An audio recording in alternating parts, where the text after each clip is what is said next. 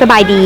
มาพบกับข้าพเจ้าพิลาวันศรีมานนท์กับรายการอินไซต์อีเดียลเจนซึ่งว่ามื้อนี้เองข้าพเจ้าก็ได้มาอยู่ที่บ้านภูสร้างเมืองเสียงเงินแขวงหลวงพระบางซึ่งว่ามื้อนี้จะมีกิจกรรมใดมานำเสนอทานนั้นเชิญทานติดตามรับชมได้มอบอายอุ่นจากใจพอฟฟโลสู่พี่น้องบ้านภูสร้างในยามที่ลมหนาวพัดผ่านหลายเขตพื้นที่ในภาคเหนือของลาวต้องประสบกับอากาศหนาวเย็นโดยเฉพาะอยู่ที่บ้านภูสร้างบ้านจัดสรรเทิงเขตภูสูงใกล้กับโครงการเขื่อนไฟฟ้าน้ำค้าน2เพราะความเป็นห่วงเป็นใยคือพลังที่บ่มีวันสิ้นสุดบริษัทผลิตไฟฟ้าลาวมหาชนหรือผฟฟล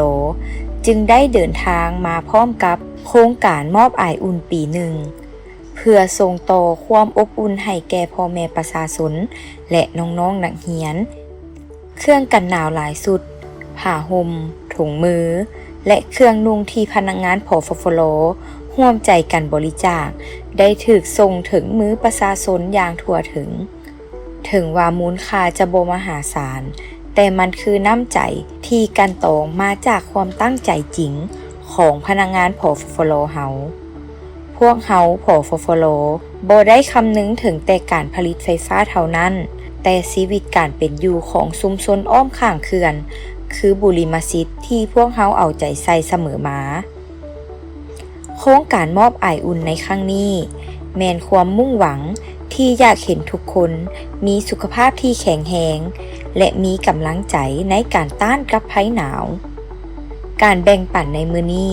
จะเป็นรากฐานของสายพัวพันธุ์อันดีงามระหว่างองค์กรและชุมชนผฟฟล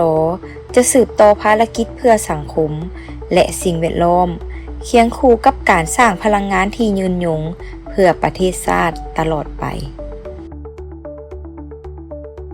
เจ้าและนั่นก็เป็นกิจกรรมที่เราได้นำเสนอทานไปในมื้อนี้ครั้งต่อไปจะมีกิจกรรมใดมานำเสนอทานนั้นเชิญทานติดตามรับชมอินไซต์อีเดียลเจนได้ใหม่